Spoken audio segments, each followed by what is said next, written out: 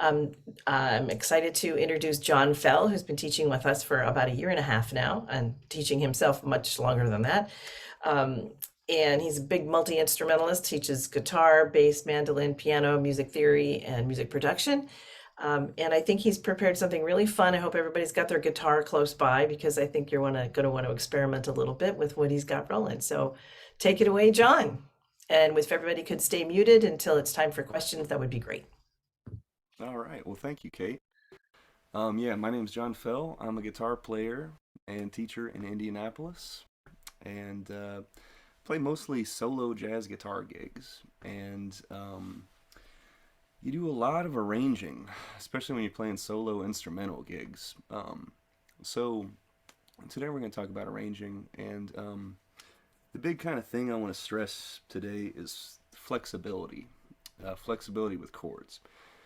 And so a couple of my students, if you're in here, you probably heard me talk about how important flexibility is as like an improviser. And as an arranger, it's definitely also very important because on a guitar, it's not like a piano where there's just one way to play the chord and you can just put any note that you want on top of it, right? Guitar is like, if you want to play that chord with any note on top of it, you got to be able to move all over the guitar and do all kinds of stuff. And so you need to be kind of ready to do the same thing in different positions with different fingerings, that kind of thing. So I'm going to start with just a little bit of basic music theory too, in case anybody isn't up to speed on some of the numbers I'll be using. But to kind of boil down music theory to like a really simplistic thing, what we're doing is we're turning the major scale, do, re, mi, fa, sol, la, ti, into 1, 2, 3, 4, 5, 6, 7. And so then, we got... That's do, re, mi, fa, sol, la, ti, do, right? And now we got 1, 2, 3, 4, 5, 6, 7, 1. So what this does, it gives us a number that we can use in any key, and we can describe chords, scales, melodies, kind of anything we can use. And so it's just going to make things a lot more simple to talk about. So if we just know that much about music theory, chords are 1, 3, 5. A basic triad is 1, 3, 5. And if you didn't know, where those numbers come from, you might be like, what the heck is a 1, 3, 5? But it's just the first note, the third note, and the fifth note of a scale. 1, 3, 5 there. So, so what we're going to do first is we're going to play a B flat major triad. And we're going to play it on the top 3 strings. Looks like this. And I'm going to go ahead, actually, let me pull up this little sheet I made for us here today. And so the top 4 chords are the exact same chord, just in different positions. And so you see, if you look at that very first one, it's like the 3rd fret on the G and B strings, and then the 1st fret on the high E string. So we can play this exact same chord in the same register and everything on the next 3 strings by moving to like the 8th, 7th, and 6th frets. And then same thing, we can play that exact same chord, moving to the next 3 strings on the 13th, 12th, and 10th frets. Again, same exact chord. And then we got one more. If you got a cutaway, at least you got one more. Way up here, what is that? The 18th, 17th, and 15th frets. Way up there. I don't even count the frets that high. I just think past the 12th, starting on the 6th. So anyway, though, this is going to be really important for arranging. Because now we're able to put pretty much any note that we want on top of that same chord. And so one thing I want to do real quick too, let me get back on me for a second here. So one thing that's really good to do is just to find just those B flat notes.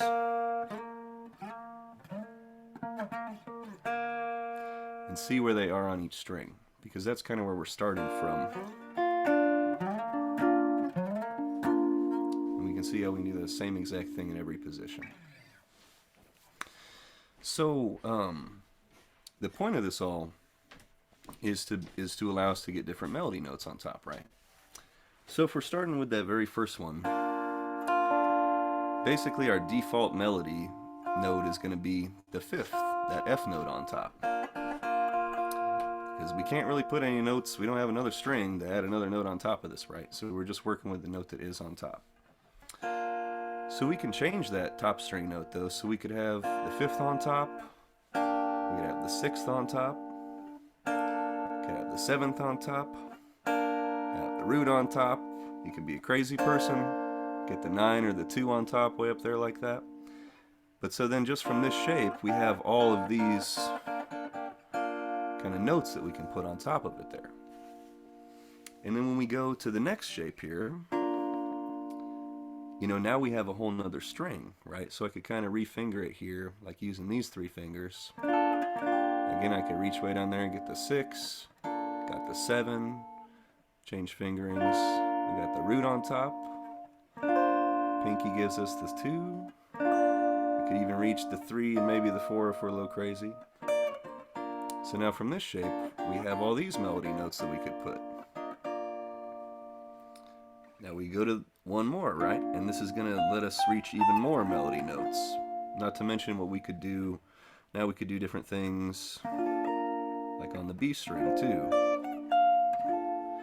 And do kind of like, we can add more notes to the chord that we're playing underneath it too, if we want to have other notes on top, or in between. And then same thing if we go right here. We just have even more melody notes that we can put on top now, right? So we can see if we kind of can play the same thing in all these different positions, then we have a lot more flexibility as far as what note we're able to place on top of the chord that we're playing at the time. Right, so then, you know, to get really fluent with this kind of thing, we want to be able to do this with minor chords too, you know, with diminished, augmented, stuff like that, but also different inversions of the chords, you know, different types of chords, different kinds of voicings and stuff, because it's really cool because you can play the same thing, you know, unless you're talking about like a 6-note chord, you can't really play that on a different set of strings, but you know, 5 notes or 5 strings or less, you can move it to different string sets, and it's pretty much always going to open up something new for you to do, some new melody note, some new maybe bass note that you could reach now, things like that. So yeah, so that's basically it for the kind of B flat chords there, and playing just one chord in the same register in a bunch of different positions. So I'm going to share the screen again here, and so the next thing we're going to talk about is how to get the most out of just one shape. So like staying in one spot on the guitar, and so we're going to do that with a D chord. So I'm going to pull that up again for a second so you guys know what I'm talking about here again. So those middle 4 chords on that sheet, those are all D chords. And below, I wrote in like layman's fingerings there. I didn't use the fancy classical things. So, but so, you know, index, ring, middle for the first one. That's what IRM means under it. And P is going to mean pinky for this case here. And so here we have this D chord here, and the first thing you might think to yourself is, why do I ever need to play a D chord more than one way? Like I can play a D chord, I'm set. I know a lot of guitar players that probably think that way. They definitely think that way, right? So, but we can do a whole lot more with our D chord if we try different fingerings for it. So, let me pull it back up here again now. So, you know, this is our first one. Kind of what I would call this probably is like the regular D chord, right? This is the one that most people would use. And this is great because lets us do those little sus2 and sus4 things. You know, you've never seen somebody playing acoustic guitar like a songwriter with a song with a D chord, and they didn't do a little D sus4 hammer-on or a D sus2 pull-off thing, right? They can't help themselves, and neither can you if you're playing if you're using this fingering, right? So, you know, that's a great fingering, but it's, you know, there's definitely more that we can do if we try some different fingerings. So, for example, probably like the next most common one that you might see people do for a regular D chord, and we're just talking about the top 3 strings, by the way, and we're not worried about that open D string right now. But something else that you will see people do is they'll bar the 2nd fret and then use their middle finger on the B string. And this is cool because you can still do that sus4, but it also lets you reach up your pinky way up here, right? So now I can do that kind of thing. Sound like Irish or something for a second there. Right, and so that's one more note. Like if we're trying to use that first fingering, that would be a little rough to grab this compared to if we're barring that. See how much more comfortable my hand looks doing that compared to this? Right, so there's one example. Now a couple other examples would be maybe we play the D chord without using our first finger. And so we're just using, you know, it's going to be middle pinky ring. That means our first finger is going to be free. Do all kinds of stuff below the chord now. And that definitely wouldn't have been possible unless you got a crazy thumb or something doing something like that. You know, so that's going to let us do a whole lot more stuff if we can grab it like this. And then if we just want to go full, just everything that we can possibly do, maybe we'd bar that with our ring finger and use our pinky. And just use these 2 chords. Now I got 2 fingers down here. I could do really weird stuff. And that, you know, if you're playing down at a D chord, it might not be the most helpful to have 2 free fingers down here. But maybe you know, we're arranging and stuff. So we got to use that D shape somewhere else. Like maybe I'm in B flat, like those other chords we played earlier. You know, now I have 2 free fingers.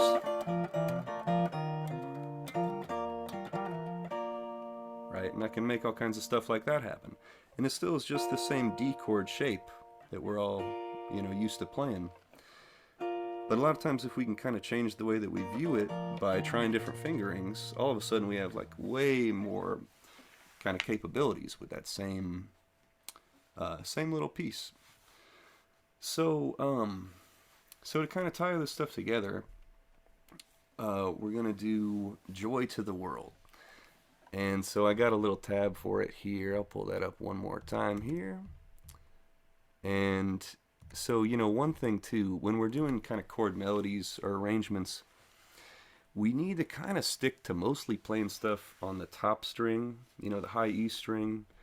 You can definitely play on the B string and even the G string, but you know, if you're playing on the G string, all of a sudden you only have like 3 strings below that you could be putting chords.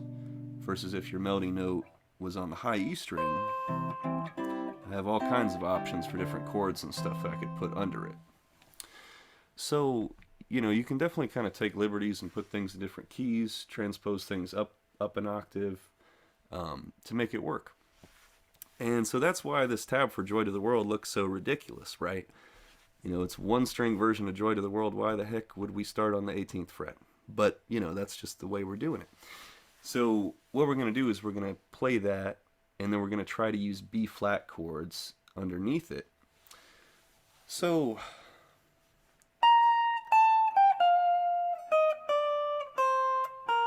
that's the melody we're talking about right now. And so I think everybody you can pull this tab up through the chat if you want to take a look at it. But it's straight down the major scale, just starting on the 1, 7, 6, 5, 4, 3, 2, 1. So it's a pretty good, simple, you know, melody to work with. And really, if I was going to play this, I probably would harmonize it with some other chords. You know, maybe something like, maybe I'd do like a jazzy,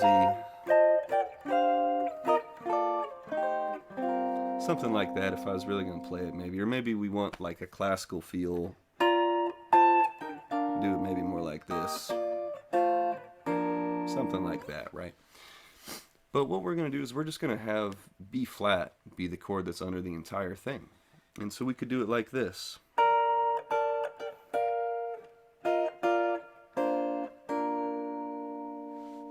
Right, so that whole time then, we're just playing different B flat chords that we can reach under that melody. Right, so the first step is going to be, we got to get that melody down. And then we got to think, okay, what chords could I play, you know, that, like, what B flat chord could I play that's going to let me play each melody note over it. So I'll walk you through the kind of simple way that I did it there just now. So I'm taking just our very first shape that we did there. I'm just taking it all the way up an octave. And then instead of playing the fifth on top, I'm playing that root on top. So the frets are like 15, 15, 18. And so then we're just going to use this shape, the 15th fret on the G and B strings for the first 4 notes. Right? So just from that little shape, that's so much fuller sounding compared to just, right? You might want to experiment with different fingerings. I have more luck actually getting my middle finger to play both of those G and B strings sometimes. So that's going to be the first 4 notes. And then we're going to go to our friend, that D chord shape. But to play it in B flat, we need to have it on frets 10, 11, 10. And then we're going to start like a sus2 shape. I'm sorry, sus4 type shape. With that pinky down and then taking it off. So from what we got so far, B.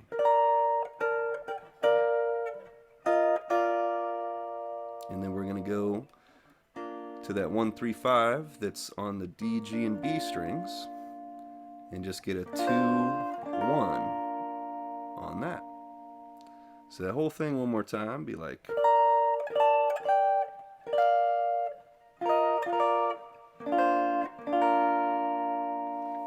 Right, cool. And again, so you could definitely use different chords to spice it up. You could reharmonize it and use all kinds of wild chords if you wanted, but I figured that one would work, for just one chord, and it's kind of hard to find a song sometimes where it's just one chord for a whole melody, which is why it's really important to be able to do this with different chord shapes, with major and minor, be comfortable, in the different kind of keys and stuff. Because guitar is also really cool because every key is the same. You're just sliding it over pretty much, right? There's certain limitations with range and things like that. But, if I play that Joy to the World, I could play the exact same thing in G, right? And I just would start with a G note on top. And everything would be relatively exactly the same.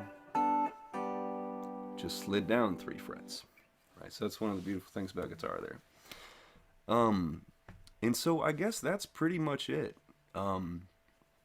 It's good to just, again, like the point of this is to try to be flexible on the guitar with your chord shapes and everything, and to try to maximize what you can do, because it's crazy, like you just take a little shape like a bar, right? Just like a little 3-note bar. And it's like if you try that with each of your fingers, then you're going to see like you can do so much radically different things, depending on what finger you use, because it's going to open up different areas of the fretboard for you, So anyway, so I guess we can do some questions now, if that's cool then, Kate. Yeah, I think that's great. And I have, just so that you all know, I have asked John if he'd play something for us at the end of this. So we want to leave a little time for that too. But let's definitely, unmute yourself and ask him some questions if you want to. And I'll send you all, I have your email addresses from the registration. So I'll send you that PDF after the event. Cool. Yeah, anybody? Did I answer all your questions?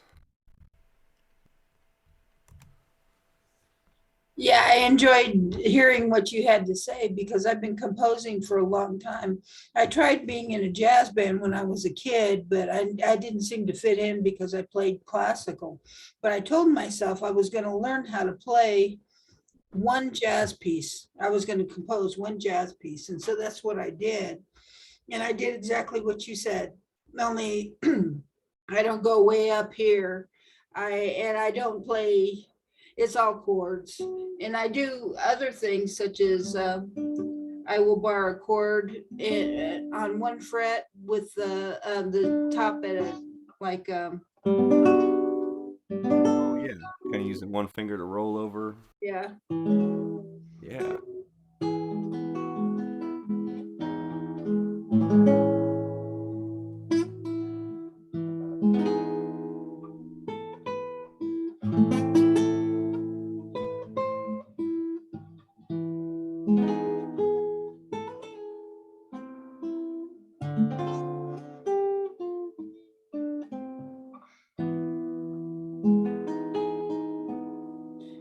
basically I did a lot of what you were saying, and so I enjoyed hearing what you had to say. I mean, I see all kinds of classical stuff all the time, but I don't see too much jazz stuff anymore.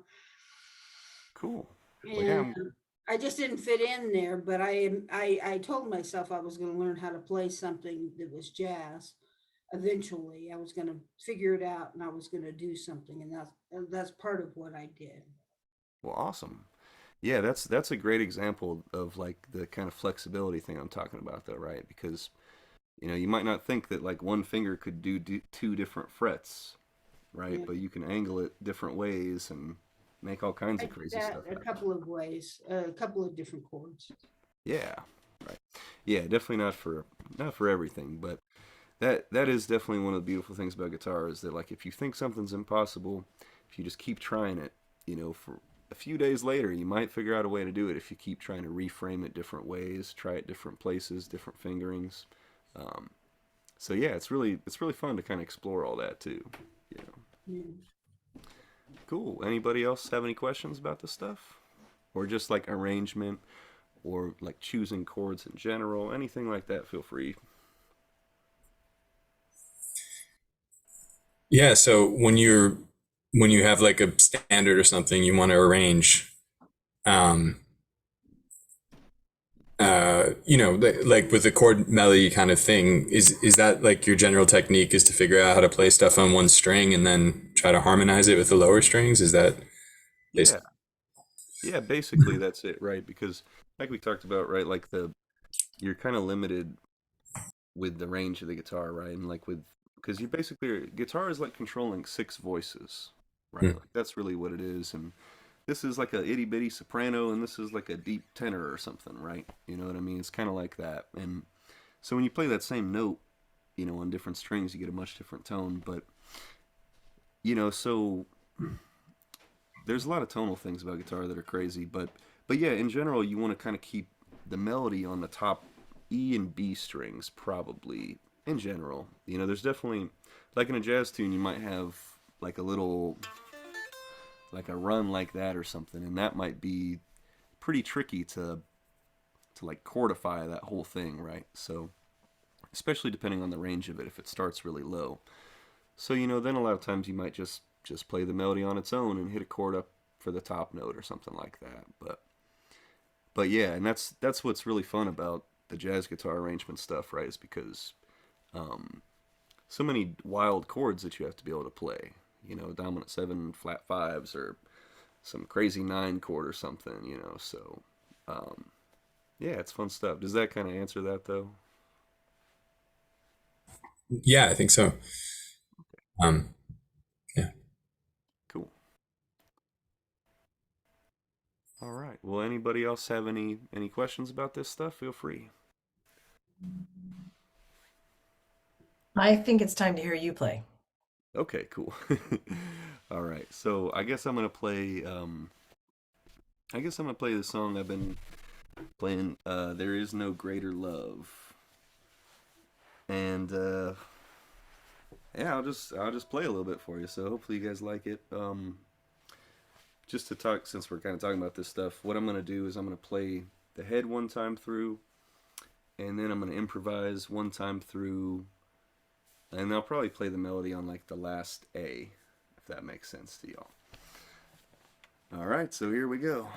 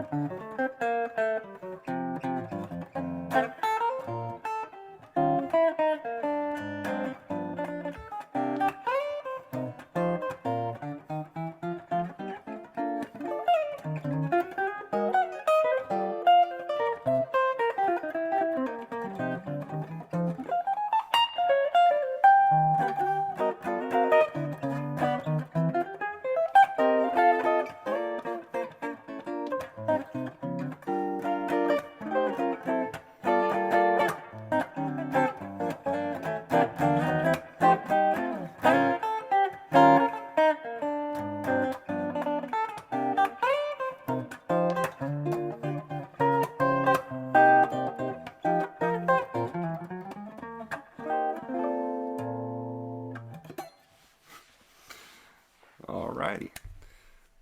I'm unmuting to clap. Thank you. That was really That beautiful. icon waves, those are totally fine too. That's good. Well, that's amazing. Thank you so much, John, for taking the time to share this trick because I can see how powerful it could be. And I love how it starts simply with figuring out where the melody is and then putting everything in around it. That just makes a lot of sense. And now everybody has a new holiday tune to work on. Exactly. You better start now because those Christmas gigs are coming up before you know it. So, They are for sure. Well, thank you everybody for coming. And as I said, I'll send you out that PDF of the little drawing that he produced and appreciate it. Be on the lookout for more live events and fun events from some of our other instructors. And I think we'll have some more from John sometime soon in the future. So great. Thanks a lot for having me. thanks. See You you guys. bet. Thank you so much, everyone.